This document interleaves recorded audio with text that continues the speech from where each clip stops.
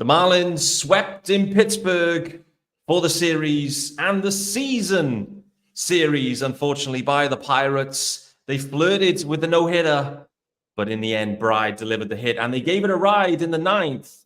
As always, this Marlins team continues to fight even when they're down. Tons to get into, including RIP, the Sugar Kings, on today's Locked On Marlins.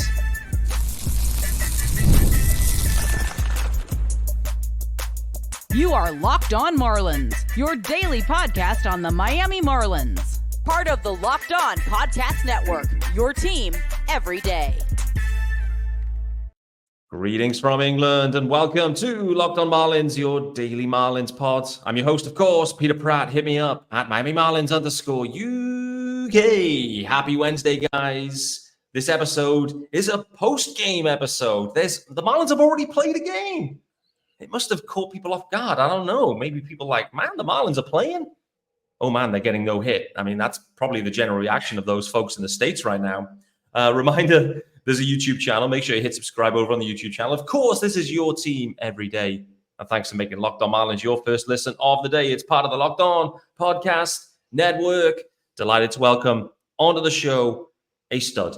No other way of phrasing it. A stud, Jeremiah Geiger in the house. Jeremiah, how are we doing? Peter, I'm doing well. Thank you again. It's an honor to be back on the show. Thanks for having me. Absolutely. I'm looking forward to this one. Considering it's like mid-September on a Wednesday, the Marlins have almost been no-hit. There's always something to talk about with these Marlins, no doubt about it. It's off the field, it's on the field. There's performances, there's injuries, there's mistakes. All happening. Before we get into it, though, this episode is sponsored by our good friends over at Gametime. And you can download the Gametime app, create an account, and use the code LOCKEDONMLB for $20 off your first purchase. Right, let's start with today's game. The Marlins, they flirted with the no-hitter. 6 1/3 no-hit innings against them until finally the Bride delivered. Jonah Bride got them out of the jam. Unfortunately, the offense couldn't get going. Falter, had them locked down, had them shut down. Jeremiah, this seems to be, in some ways, the recurring theme of the Marlins, where they start slowing games, and then kind of the back end of the innings is like when the offense kicks in. But, yeah, what was your main takeaway? Maybe not just from this game, but the series in general with the Pirates and the Marlins here. Well, I mean, it's kind of one of those things where it's too little too late. Like you said, it was a no-hitter into the 7th inning, and I think that's kind of what started getting my attention. And you turn on the game, and Jonah Bride gets the hit. They ultimately score a run late in the game. But Pirates sweep the season series, and it just becomes one of the storylines of, now you're 40-plus games under 500, and it's if the pitching's off, the offense is on, but they'll get outscored. If the pitching's good, then the offense, is terrible. I mean, that was today because it was a bullpen game. It's a bullpen game for the Marlins, and ultimately they couldn't get it done. At this point, though, you have to look for the slivers of hope, the silver linings, I guess. Yep. And there's a couple players in there. Jonah Bride, who you mentioned got the hit. He's having a really solid season for the Marlins. So it's kind of fitting that a kind of a cast off by the Oakland A's making his way onto this terrible Marlins team is the guy that avoids the no-hitter for the Marlins today. Yeah, it is. I think, and this was a bullpen game, Bermudez getting the start. It was a bit of a struggle for him, not going to lie. I mean, he was in deep trouble in the first inning, but kind of just about got away with it. Ends up going, 2 innings. McMillan comes in. He then throws 2 pitches and exits the game, which, considering he's been by far the best reliever for the Marlins. But then all of a sudden, Curry emerges and absolutely, 4 2/3, 2 hits in that, 3 Ks. I mean, Skip Schumacher speaking after the game, just saying, man, he saved us. And it wasn't just like, throwing rubbish. He was just out there. He was pitching. So these are the little wrinkles of storylines, like deep into September in a lost season, where you have this type of performance where like Curry just steps up. I seen you tweeting about it as well, saying the Marlins have got Steph Curry going. I mean, this is the level of hype we're now getting here. But yeah, from a bullpen perspective as well, not only Curry, but there's so many arms. They've continued to cycle through arms. Is there anyone particularly kind of standing out to you, like in the last couple of weeks, where you've been like, okay, I'm kind of watching this guy a little bit closer? Maybe some, an outings maybe impressed you or not. I mean, there's just been so many; it's hard to track everyone. Obviously, Eli's been absolutely all in on McMillan, so that's got my attention. But is anyone else, bullpen wise, pitching wise, kind of standing out to you? You think, okay, this could be an under the radar piece for next year? Well, there's a couple guys for me, and the first guy is McMillan, and that's what worries me right now with exiting the game this early, the velocity way down. I mean, that screams elbow. That screams elbow injury, and you don't want to jinx it or have anything go wrong there, because when he was acquired from the Royals, it was kind of one of those transactions where you tend to overlook it and then you really dive into the peripherals. And the dude throws triple digits, has a wipeout slider.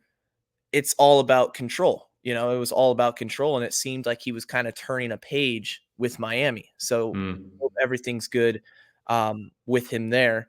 Fingers crossed. The other guy, I think, Peter, I kind of following at this point is got to be Declan Cronin. I mean, Declan Cronin hasn't allowed a home run all season. I mean, it's incredible. So I want to see him continue that streak. Obviously the ERA, it's a 4.43, but you look again, he's had some bad luck. The FIP is a lot better to fielding independent pitching.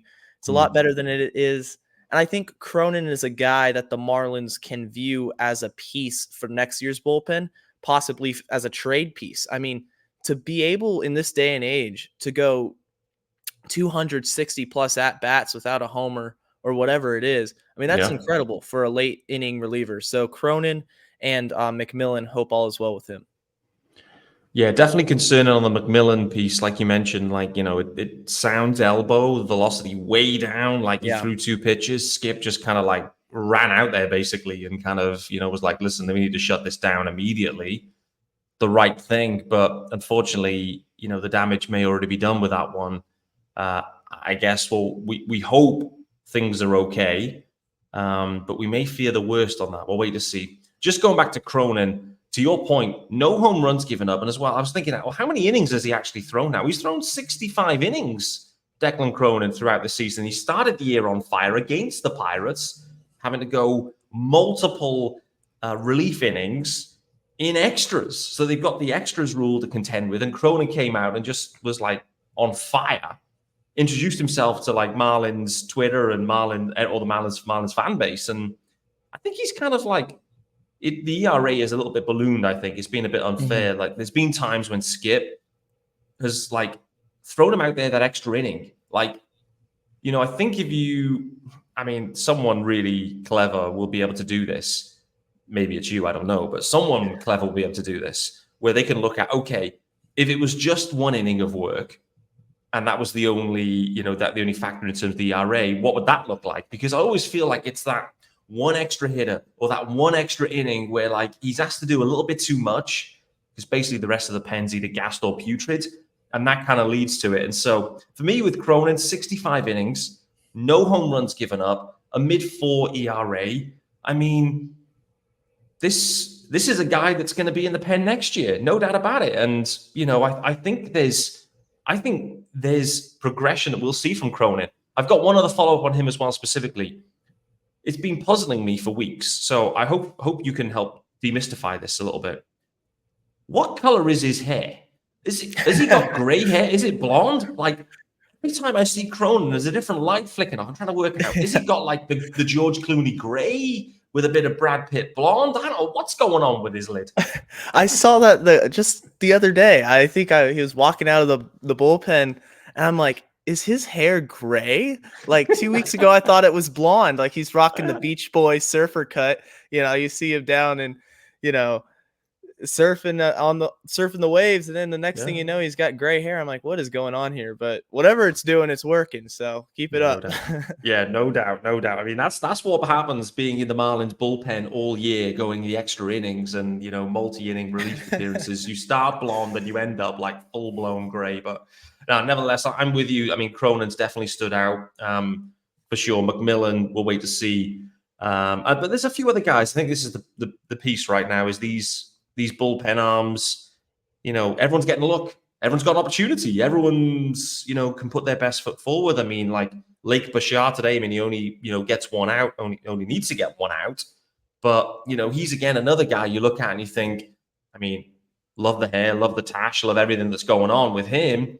But, what's to say he can't create himself a role? And obviously Tinoco, who, when he was added to the roster, you're a little bit like, okay, we've seen this guy back in 2020. He's probably going to be nothing. Next thing is Tinoco's become the high leverage arm. So, this is Bendick's ball, isn't it? Like the bullpen in particular is like where Bendick's ball fully cooks, I think, right? Oh, definitely. And you have to see that the end of this season, the last month, previously from August onward, really since the trade deadline, these guys are fighting for their careers. They're fighting for a roster spot in 2025. A lot of these guys have bounced back and forth from the minor leagues, been DFA'd before. So right now it's all about maximizing those opportunities. And I think we've seen that with a lot of the Marlins waiver claims, both offensively and in the bullpen. For example, Cronin or McMillan, I think went out and before, today at least, he looks really, really good. So it's great to see, Bendix make these moves, giving these guys a shot who have had a track record, kind of a shaky track record, but then bounce back and really make the most of their second chance in Miami. Yeah, no doubt. There's a couple of guys on the offense as well that have been given second chances as well. Yeah. So I want to talk about some of those guys straight after the ad. I also want to talk about, we've obviously had the Norby surge recently. There was a sense that Carl Stowers had seen a boost from that, but Carl Stowers as well back into one of those ruts where he had I think an 0 for 24 skid going. So let's talk offense right after the ad. I also want to talk about Christian Pache, a couple of hits today, but is Pache a piece for next year? There's a lot going on here. Before we do that, let's firstly let you know about our good friends over at Gametime. Yes, sir. And guys, Gametime has this brand new feature, and it is called Gametime Picks. It makes getting tickets for your favorite live events even easier than it was before. Gametime Picks filters out all the fluff to show you only incredible deals on great seats, so you don't have to waste time searching through thousands of tickets. Beyond Gametime Picks, which in itself could be enough, they've got the toggle for all-in pricing. I strongly recommend you hit this toggle because I can't stand those surprise fees at checkout. It drives me insane. I want to know the price and I want all-in pricing. Make sure you toggle this feature on before you browse. You've got seat views as well. So when you click in, you find your seat. This price looks good. Great. What's the view? Panoramic view right there for you in the app before you buy. And of course, the game time guarantee, meaning they will credit you 110% of the difference should you find the same seat in the same row for less. So take the guesswork out of buying tickets with Gametime. You simply download the Gametime app, create an account, and use the code. And the code is LOCKEDONMLB for $20 off your first purchase. Terms apply. Again, create an account, redeem the code LOCKEDONMLB for $20 off. Download Gametime today. What time is it? Game time. Welcome back to Locked On Marlins, guys, with me, Peter Pratt, and Jeremiah Geiger. And we are, recapping on a tough series with the Pirates. Every series this year has been tough with the Pirates. Unfortunately, the 0-4 start to the campaign, in reality, the Pirates pretty much ended the Marlins season in the first series. 0-4, 0-7. First ever time that's happened against the Pirates, unfortunately. Jeremiah, let's flick it over to the offensive side. Did want to call out. I haven't give a lot of airtime to this guy on this pod, to be honest, apart from when he was acquired or claimed, probably. Christian Pache, 2-hit day, including an RBI. he's not set the world alight offensively, Christian Pache, but I'm just intrigued to get your sense. What does the future hold here with Pache, with the Marlins? And can you see him being on the opening day roster come 25? So the issue for me with Pache, it's not defensively, it's not the speed, because those attributes are there. Like, he is a good defender, and you could plug him in center field and he'll make all the plays and go above and beyond. Speed on the base paths, as long as he's got his head on straight, he's got great speed. The issue for me is the hitting. I think that's all it's been. Former top prospect, and that's why so many teams just had to cut ties. They say he's not figuring out at the plate. He's got all the tools, not figuring it out. But the thing with Miami is that in 2025, in kind of one of those rebuilding years where you want to see who are your pieces for the future, I don't know exactly if there's room in the outfield for him, because you have guys like Kyle Stowers, Jesus Sanchez, who I expect to be back. I mean, there's multiple guys right now and in the minor league system who can play the outfield. Is Pache a piece that you consider a building block? Probably not. Is he afforded an opportunity to compete for a spot? Absolutely. But would I be, telling the truth if I say I want to see Pache be the center fielder in opening day? Absolutely not. I don't think he fits into the long-term plans for the team. If there's only one that makes the roster between Pache and Derek Hill, which one of those two would you prefer yourself? Not what you expect, but who would you prefer of Derek Hill or Christian Pache?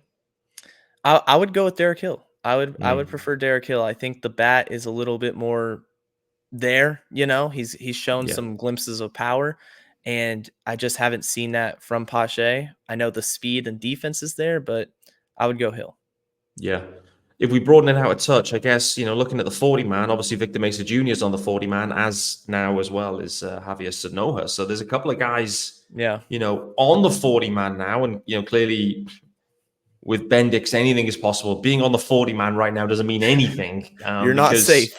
No one's safe in Bendix ball situations. But if we kind of piece those guys together, those four, Pache, Hill, Sanoa, Mesa Jr., who of that group, who could you see actually being out there center field opening day? Do you think it could be Derek Hill? I think it could be Derek Hill because it's more of a veteran presence, in the locker room. Sanoja, I love Sanoja. I think he's going to be a very good baseball player. He can also play all over the field. He started at shortstop, I believe, yesterday. He can play second base. He's played center field. So that's a luxury for the Marlins. He's not limited to just an outfield position. He can play the infield. So I think Sanoa is going to be, on the opening day roster.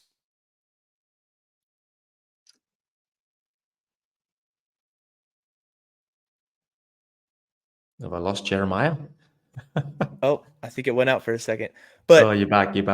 There we go. But to finish my point, I think Derek Hill, being a first round pick, kind of going through the adversity as a minor leaguer, bouncing around different teams, I think there's an element of, overcoming adversity that he can kind of mentor to younger guys, and he can produce every now and then. So I like Derek Hill. I think Derek Hill probably has, to a degree, probably the safest stick at the big league level. Dare I say? I mean, boy, oh boy. I mean, we're really kind of, this is a real downgrade from Jazz Chisholm Jr. Let's kind of call it out. But we're Marlins fans, though. We have to take what we can get. we will take what we can get, no doubt. But I think we all have to acknowledge that all of these options we're discussing here are 5 levels down from Jazz and what we started the season with this season. So, this is it. All of these are significant downgrades at this point.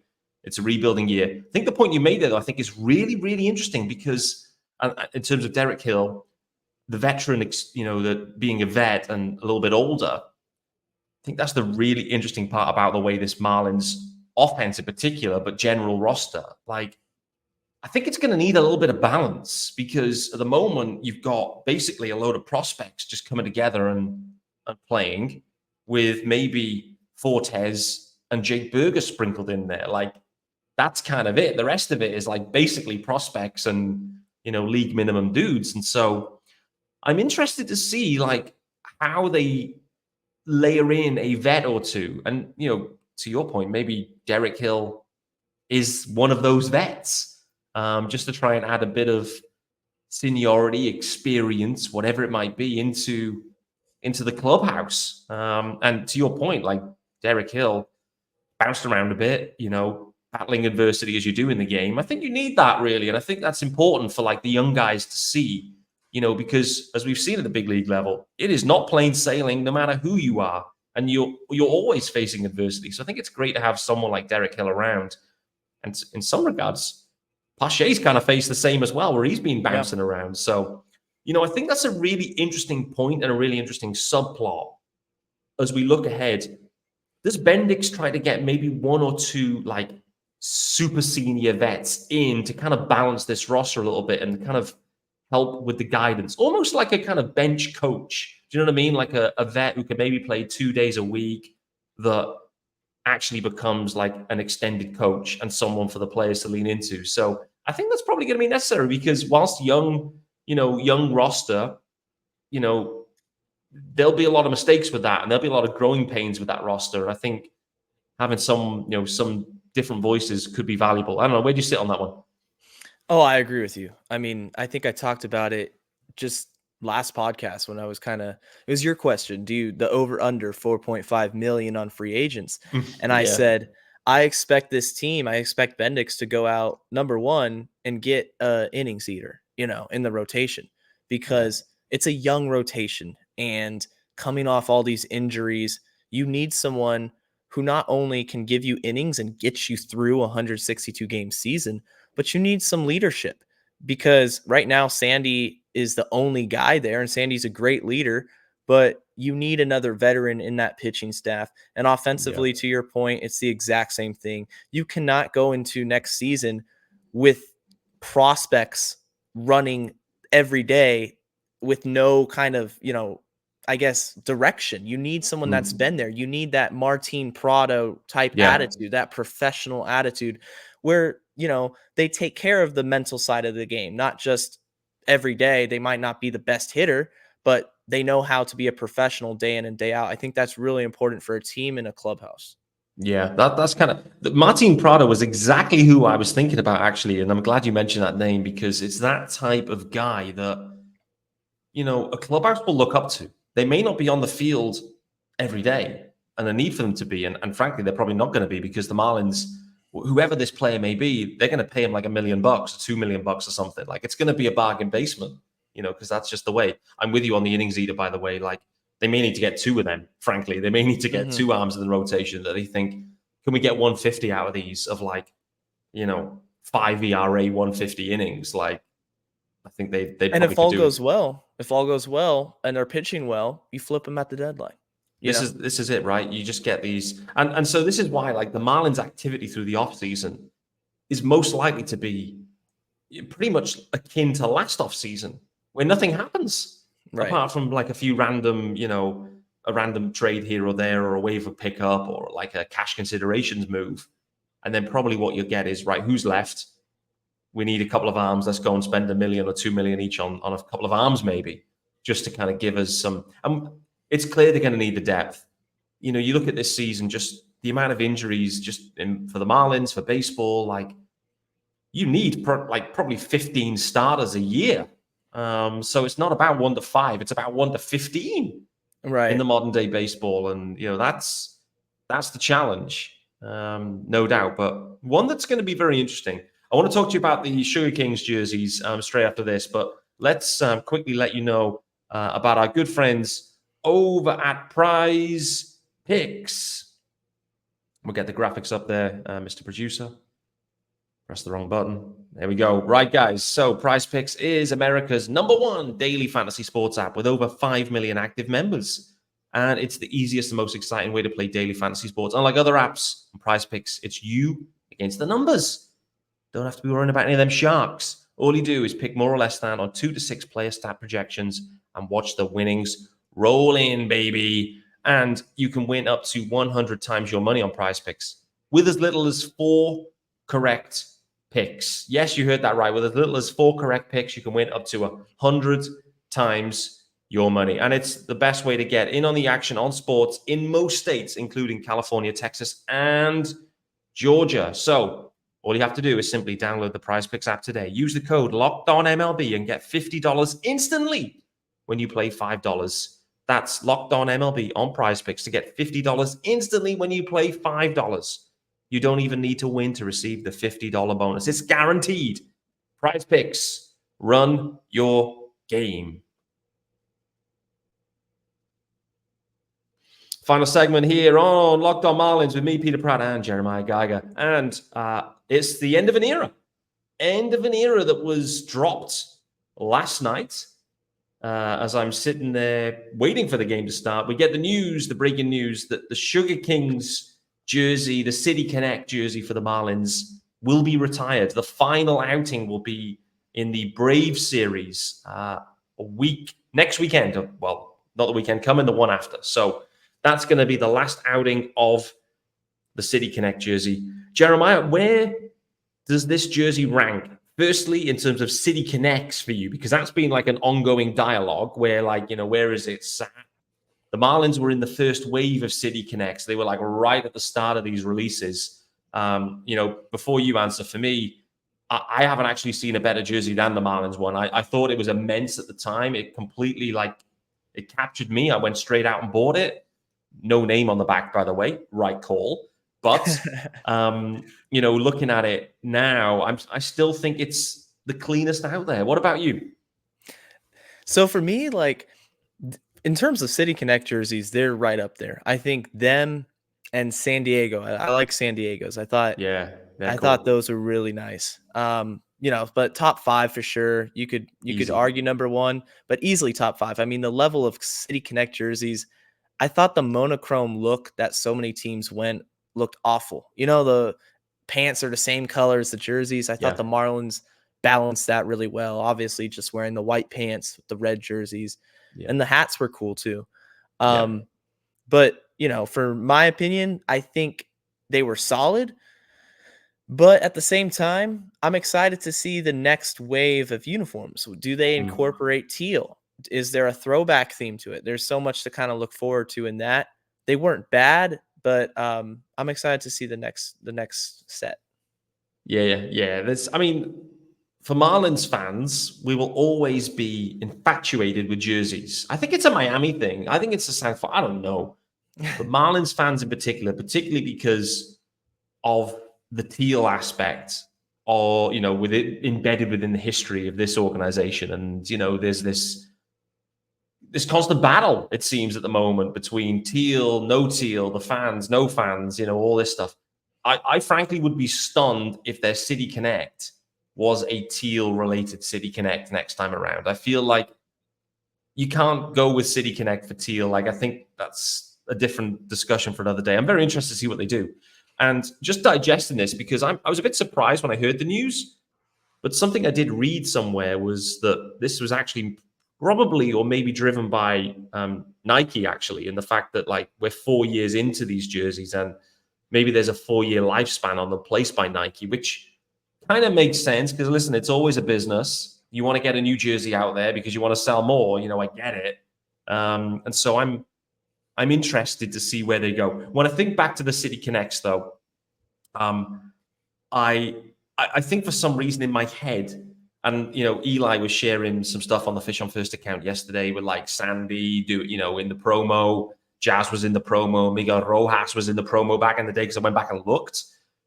The one image that stands out in my mind, to be honest with you, is Garrett Cooper and his promo. Oh, man. It was, classic. Oh my days. It was a swag overload in that one with Cooper and those City Connects, right?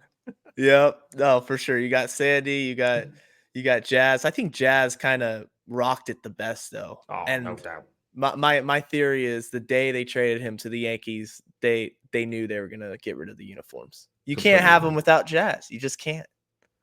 You can't. And you could see the problem Yep. is like Garrett Cooper's already demonstrated it. I mean, not to slander Coop, but the other guys were rocking them, and then Coop kind of rocks up. I think he had a t-shirt on underneath, and he had it like unbuttoned and open, and it was just it was a bit of a level down from the swag levels that maybe the other guys were rolling with. And I think probably the Marlins have looked at it and gone, we've got a problem here now where we've built these jerseys for Sandy Alcantara, Miguel Rojas, Jazz. Are any of these actually around? And we've seen what they look like on Garrett Cooper, basically a kind of, middling white dude.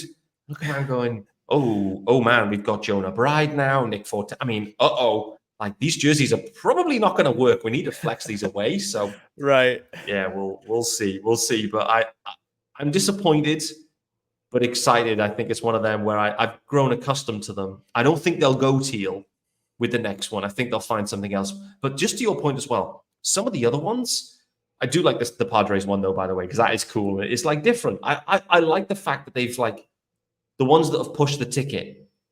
I'm good for them. I remember like looking at the Rockies one and thinking, I mean, how have they come up with that?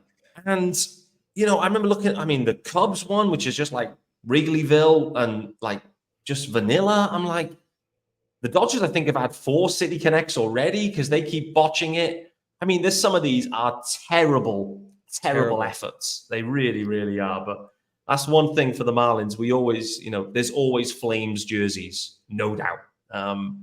So interested to see what they go with next time around. I don't know when they'll release it, when it'll be launched. Who knows? It'll be a talking point. Jeremiah, we haven't spoken for a few weeks. We probably spoke last time just after the deadline, I think on your show. So I don't think it was for Locked On, but nevertheless, we, spent some time straight after the deadline. We're a month and a bit after that now. What's changed for you since the deadline in terms of your view, your excitement as well for the Marlins, both longer term, but also headed into 25, if anything has changed? Well, Peter, ultimately, we're all diehard fans, or we wouldn't be doing this. We wouldn't be podcasting. We wouldn't be talking about them on the daily. And I'm still going to watch the team, probably the last couple weeks of the season, not as much, football season. And there's a lot of other stuff going on. But in terms of next year in particular, it's got to be the young guys. It's, watching Javier Sanoja get called up it's exciting. Connor Norby with 17 hits or 17 games with a hit in his first 19. Like, that's exciting. Do we have something there? And to me, that gives me hope. And I think all Marlins fans maybe suffer from this same kind of delusion, the delusion of hope. But, I'm going to buy in again, not necessarily to every move they make, because that's not the fan I am. And I don't think fans necessarily have to buy into every single move and blindly follow the front office. But I like Connor Norby. I like Sanoja. I like Agustin Ramirez. I want to see these guys compete. And I think ultimately this time next year, we're either going to know if we have something building for the future, because if we don't, oh boy, Pete, we're in trouble. I think on reflection with the way things went at the deadline, the way things, the pieces have fallen together here, it's accelerated the timeline a touch more than I anticipated. I think pre-deadline, I was thinking, okay, 25 is going to be like another, this is going to be real tough. I think it still is going to be tough because the guys are super young and there's a lot, but I think it's going to come down to the rotation, right? Like, it's always down to the rotation. It was down to the rotation in 23. I know you had a couple of you had Arias having a good season and Soler was fun and whatever, but it was about the pitching. And frankly, if the Marlins can pitch well in 25, then they'll be in the mix, irrespective who's there offensively. Like, I looked at the offense in 2023 and who was on it. It was disgraceful. It was a disgraceful offense. And you look at the Braves now. I mean, look at the Braves. It flashed up today, and they're like 13 games over 500. I was thinking, the Braves have been fully decimated this year offensively. Their numbers are way down. but they've been pitching well. And there's still 13 games over 500 at the point earlier on anyway. So just shows to me, anything's possible here for the Fish. If Sandy, Luzardo, Brax, Eddie, and, a combination of such can deliver a similar number to 23, and this team's going to be competitive irrespective who's there offensively. And I think there's a chance that the offense, it's been a bottom 5 offense for the past couple of seasons. And so, but I can see there being a chance where they're not bottom 5 if they push the ticket on DLS, Ramirez, and Norby kicks on, Stowers kicks on. I can see there being a slightly better offense. It's going to come down to the pitching though, right? 100%. Look at the Mariners. Look at the Mariners. A horrific offense. Yeah. Horrific. And have no business with that lineup being over 500, let alone in the playoff mix. Already fired their manager, and they're still in it. They're still in it. Kansas City Royals, another team. I know we're running out of time, but the Royals, 56 wins last year. The Marlins are probably going to finish with a better record than they did last year. The Royals are going to make the playoffs. Like, that to me is amazing. That shows the parity of baseball, that anybody at any time can kind of strike back when you make the right moves. You mentioned the pitching. They got Seth Lugo, Cole Reagans. The Marlins need to stay healthy. Sandy needs to come back. Yuri needs to come back. And you know what? It's going to be an exciting season. And I'll be there watching it. Yeah, me too. All right, we're out of time. You called it. The Sugar Kings jerseys will be no more. Final outing the week after this. They've been swept in Pittsburgh. They've been swept by the Pirates for the season series. Unfortunately, we can look forward, though, to a likely opening day matchup. Again, Paul Skeens, Sandy Alcantara. Boy, oh boy, that's juicy. McMillan looks like he's going to be out maybe for the rest of the season with an elbow issue. Hopefully not super long-term. Curry absolutely shoved it tonight. No doubt about it. And saved the pen. This young roster is fun. It's making mistakes, but it is fun nevertheless. And I think the future is brighter than the future is brighter sooner than I anticipated. And I think that's going to be fun. Jeremiah, thanks for joining me on Locked On Marlins. Thanks, guys, for making Locked On Marlins your first listen of the day. Make sure you follow Jeremiah on Twitter, of course, Jeremiah Geiger 2, but also make sure you're hitting up the Marlins 9 pod as well, which is an absolutely stunning pod. So make sure you hit that up as well. Always got the fire guests. Love to see it. Guys, back tomorrow. We'll see you then.